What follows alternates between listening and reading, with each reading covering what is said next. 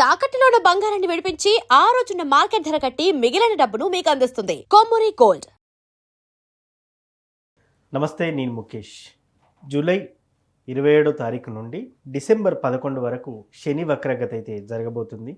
ముఖ్యంగా ఈ శని వక్రగతి మార్పు వల్ల ద్వాదశ రాశుల వారికి ఎలా ఉండబోతుంది, ముఖ్యంగా ఏ రాశిపై ఎటువంటి ప్రభావం చూపబోతుంది, అదేవిధంగా ఆ రాశికి సంబంధించినటువంటి ఆరోగ్యం, ఐశ్వర్యం, ధనం, ఉద్యోగం ఇటువంటి వాటిలలో వీరి ఈ శని వక్రగతి ప్రభావం ఏ విధంగా ఉండబోతుందో తెలియజేయడానికి ఈరోజు మనతో పాటు ఉన్నారు వేదిక్ ఆస్ట్రాలజర్ శ్రీ గోనుగుంట్ల సురేష్ బాబు గారు. సార్ నమస్కారం. సార్ ముఖేష్ గారు నమస్కారం అండి. ముఖ్యంగా శని వక్రగతి అయితే ప్రారంభం కాబోతుంది. 138 రోజుల పాటు ఈ శని వక్రగతి ప్రభావం ఉండబోతుందని జ్యోతిష్య శాస్త్రం చెప్తుంది. ముఖ్యంగా ఈ శని వక్రగతి వల్ల ద్వాదశ రాశుల వారు ఎవరైతే ఉన్నారో మేష నుంచి మీనం వరకు వీరికి ఎలా ఉండబోతుంది అంటున్నారు. వీరి చేసే పనుల మీద కానీ వీరి ఆరోగ్య రీత్యా కానివ్వండి, వీరి వ్యక్తిగతంగా వీరిపై ఎటువంటి ప్రభావం చూపనుందంటారు? ఓం గం గణపతియే నమః, ఓం శం శనిచ్చరాయ నమః, నమో నమః. సో ముందు శని భగవానులకి చక్కగా నమస్కారం చేయడం చాలా ఇంపార్టెంట్. శని అంటే ఏంటంటేనండి లేట్ అని మీనింగ్ అండి. శని చర అంటే మూవ్ అవటం, శనిచ్చర అంటారు అనమాట. శనీశ్వరుడు అంటారు కానీ యాక్చువల్గా మీనింగ్ శనిచ్చర అంటే చరం అంటే కదలటం అనమాట. శని అంటే లేటుగా, శని అన్నింటినీ లేటుగా కదిలిస్తుంటాడు కాబట్టి శనిచ్చరుడు అంటారు అనమాట. ఇప్పుడు ఏం జరుగుతుంది, ఒక 4.5 నెలల పాటు అంటే 27వ తారీఖు ఈ మంత్ నుంచి 11th డిసెంబర్ వరకు ఈ 4.5 మంత్ శని ఇప్పటిదాకా క్లాక్ వైజ్ డైరెక్షన్లో వెళ్తున్న శని రివర్స్లో వస్తూ ఉంటాడండి.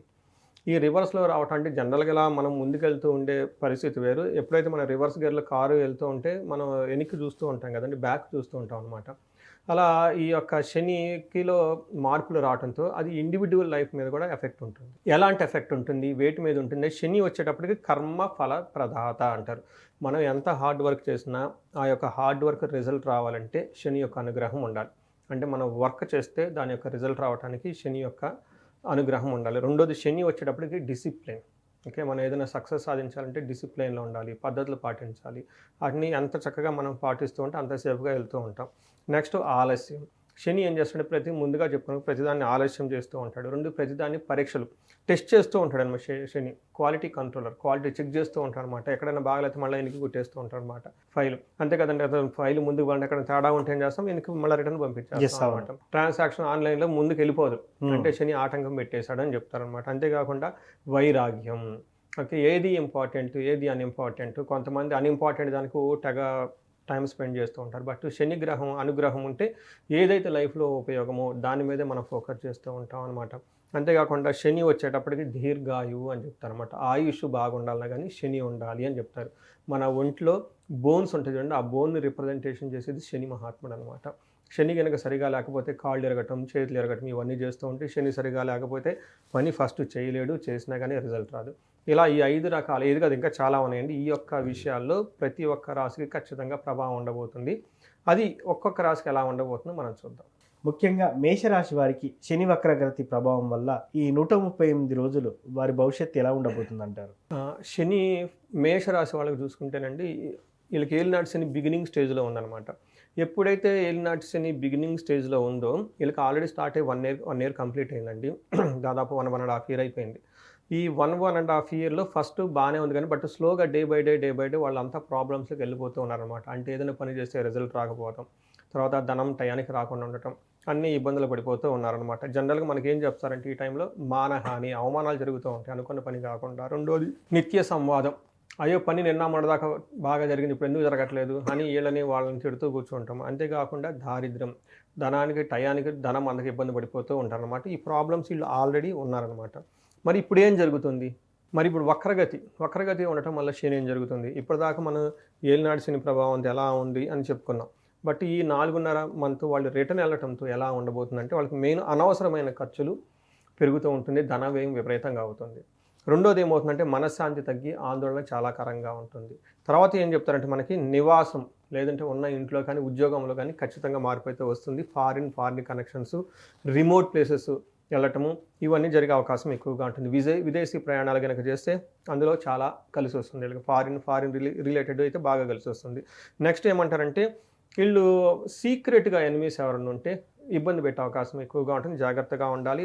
దానాలు, ధర్మాలు చేస్తే చాలా కలిసి వస్తుంది. ఆధ్యాత్మిక చింతన చాలా బాగా కలిసి వస్తుందని మనం చెప్పుకోవాలన్నమాట. అందులోను మెయిన్ ముఖ్యంగా ఏంటంటే వీళ్ళకి ఫస్ట్ ఏలినాటి శని ఉండటంతో అనవసరమైన భారాలు అవన్నీ కలిగేది ఎదురుంటే అక్కడి నుంచి ఉపశమనం వస్తుంది. బట్ ఈ 4.5 మంత్లో ఏమవుతుందంటేనండి వీళ్ళకి అనవసరమైన ఖర్చులను నియంత్రించుకుంటారు. తర్వాత ఎప్పుడైనా కనుక రాంగ్ డైరెక్షన్లో కనుక వర్క్ చేస్తే మళ్ళీ దాన్ని తిరిగి పునరుద్ధరించుకొని రైట్ డైరెక్షన్లోకి వెళ్ళడానికి బాగా ఉపయోగపడుతుంది. తర్వాత మనకి ఇంకేం చెప్తారంటే ఓవరాల్గా చూసుకుంటే ఈ టైంలో ఇంకా పాత టైంలో ఏదైనా కనుక అప్పులుంటే ఈ టైంలో చెల్లించే అవకాశం ఉంటుంది. రెండోది వాయిదా పడిన ప్రయాణాలు ఏమైనా ఉంటే ఈ టైంలో చక్కగా ముందుకెళ్ళే అవకాశం ఉంటుంది. పాత వాటికి ఏదైనా అపార్థాలు వచ్చుంటే ఆ అపార్థాలన్నీ పోయేసి చక్కగా ఉంటారని చెప్పుకోవచ్చు. తర్వాత ఈ టైంలో వీళ్ళు ఎక్కువగా ధ్యానము, జపము, తర్వాత ఆధ్యాత్మిక శక్తిని ఎక్కువగా కలిగి ఉండే అవకాశం చాలా ఎక్కువగా ఉంటుందండి. బట్ ఓవరాల్గా మనకేం చెప్తారంటే ఈ టైంలో 3వ దృష్టి ఉండటం వల్ల ధనం రావటంలో ఆటంకాలు ఉంటే ఆటంకాలు పోయేసి లైన్లోకి వస్తే మనం చెప్పుకోవాలన్నమాట. 7వ దృష్టి ఉండటంతో ఏముంది శత్రువులపైన జయం జరిగే అవకాశం ఎక్కువగా ఉంటుంది. పాత కక్షలు అలాంటివి ఏమైనా ఉంటే కనుక ఒకసారి రివ్యూ చేసుకునే అవకాశం ఉంటుంది. అంటే ఏమవుతుందంటే 10వ దృష్టిలో ఉండటంతో తండ్రి వద్ద లేదంటే గురువుల పైన కొంచెం ఇంట్రెస్ట్ చూపించే అవకాశం ఎక్కువగా ఉంటుంది. పాత విషయాలను మళ్ళీ ఏదైనా ఉంటే కనుక చూసుకొని అంటే ఈ 4.5 మంత్ రివ్యూ వర్క్ అండి.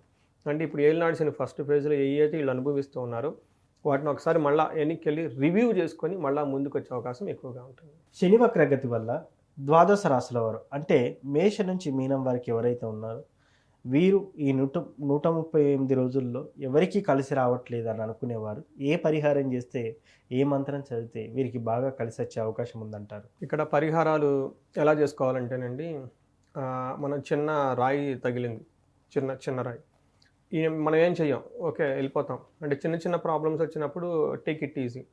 కొన్నిసార్లు పెద్ద రాయి తగిలింది, ఏమవుతుంది, బ్లీడ్ అవుతుంది. ఇమ్మీడియట్గా మనం పసుపు మన ఇంట్లో హోమ్ రెమెడీస్ చేసుకుంటాం అనమాట.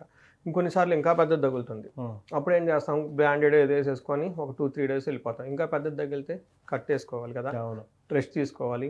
అప్పుడు ప్రొఫెషనల్స్ హెల్ప్ అవసరం అవుతుంది, మనం చేసుకోవడానికి కుదరదు. డాక్టర్స్ వెళ్ళాలి, వాళ్ళు ఎక్స్రేలు తీసుకోవాలి, సమస్య తీవ్రతను చూస్తూ ఉంటారు అనమాట. ఇది ఎందుకు చెప్పానంటేనండి సమస్య తీవ్రత చాలా సీరియస్గా ఉన్నప్పుడు ప్రొఫెషనల్స్ హ్యాండిల్ చేయాలి. అందుకని నేను రెమెడీస్ 2 రకాలుగా చెప్తా. ఒకటి ఇంట్లో మీ వంతా మీరు చేసుకునేకి చిన్న ప్రాబ్లమ్స్ ఉంటే పోతుంది. బట్ చాలా సీరియస్గా ప్రాబ్లమ్స్ ఉంటాయి, జాబులు పోతుంటాయి, తర్వాత ఉద్యోగంలో లాస్లు వచ్చేస్తాయి. అప్పటిదాకా బాగున్న వాళ్ళు పర్టికులర్గా నేను ప్రతిసారి చెప్తూ ఉంటానండి, వాళ్ళ ఏజ్ 40 ± ఓకే 45 ± 5 years ఉంటే 40 to 50 మధ్యలో ఉండి కెరియర్లో బ్రేక్ వచ్చింది మాకు, అప్పటిదాకా ఫ్యామిలీ ఓకే ఒక 10-15 years కెరియర్ ఉండి ఈ కెరియర్లో ఈ టైంలో వీళ్ళకి సడన్గా బ్రేక్ ఎందుకు వస్తుంది? వెరీ కామన్ సెన్స్ అండి. మన సైన్స్ ప్రకారం ఎక్స్పీరియన్స్ ఉంది, ఓకే అవకాశాలు ఎక్కువ ఉంది, మనం ఎంగేజ్లో ఉన్నాము, బట్ ఈ టైంలో సడన్గా ఎందుకు వచ్చిందని ఆలోచించుకోవాలి. అదేంటంటే సమస్య వీళ్ళ లెవెల్లో లేదండి, ద బియాండ్ ఉంటుంది వీళ్ళకి సంబంధించి. వాటి మన జ్యోతిష శాస్త్రం చాలా క్లీన్గా చెప్తారు. జనరల్గా మోడర్న్ సైన్స్లో ఏమంటారు, మిడ్ లైఫ్ క్రైసిస్ అని చెప్పేసి వదిలేస్తారు, దానికి సొల్యూషన్ లేదు. హార్మోనల్ చేంజెస్ అంటారు, అదంటారు, ఇదంటారు, రకరకాలు చెప్తూ ఉంటారు. బట్ యాక్చువల్గా జ్యోతిష శాస్త్రంలో చాలా చెప్తుంటుంది ఏంటంటే ఈ టైంలో వాళ్ళకి శాపాలను ఉంటాయి, లేదా గ్రహ దోషాలను ఉంటాయి, ఇవి ఉంటే ఈ టైంలో యాక్టివేట్ అవుతాయి. ఇన్ కేస్ అవి ఉండి ఇప్పుడు దాకా మనం చెప్పుకున్న దానికి టాప్అప్గా శని బాధలు ఉంటే సమస్య తీవ్రత చాలా ఎక్కువగా ఉంటుంది. రెండోది ఇప్పుడు ఏలినాటి శని దశలు నడుస్తూ ఉంది ఎవరెవరికండి, కుంభ, మీన, మేష. తర్వాత అష్టమ శని నడుస్తుంది సింహరాశికి, అర్ధాష్టమ శని ధనుసు రాశి వాళ్ళకి నడుస్తుంది. ఈ 5 రాశుల వాళ్ళకి శని బాధలు ఎక్కువగా ఉన్నాయి. వీళ్ళు తీవ్రత చాలా ఎక్కువగా ఉంటుంది.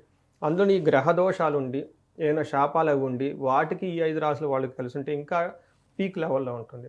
అయితే ఇంట్లో ఒకే ఇంట్లో ఇందాక చెప్పుకున్న రాశులు వాళ్ళు ఎవరైనా ఏలినాటి శని, అర్ధాష్టమ శని, అష్టమ శని, అర్ధాష్టమ శని రాశులు వాళ్ళు ఒకళ్ళు కానీ ఇద్దరు కానీ ముగ్గురు కానీ ఉండి వాళ్ళలో ఇంకా ఎవరికైనా పితృదోషాలు అవన్నీ ఉంటే ఆ ఇంట్లో అవుట్ ఆఫ్ కంట్రోల్, ఎవరు ఎటు పోతున్నారు ఏం పోతున్నారు ఎవరికి అర్థం కాదు, లెగిస్తే గొడవలు, అసలు పరిస్థితి వాళ్ళ కంట్రోల్లో ఉండదు, ఇంట్లో మనుషులు ఎవరు కుదురుగా ఉంటారు. దీన్ని హ్యాండిల్ చేయాల్సిన పరిస్థితి డిఫరెంట్గా ఉంటుంది. నేనేం చెప్తానంటే పరిహారాలు 2 రకాలు చెప్తాను. ఒకటి నార్మల్గా ఉన్న వాళ్ళకి ఏంటంటే ఇంట్లోనే చేసుకునేది ఏంటంటే శని పిప్పలాద స్తోత్రం అని ఉంటుంది.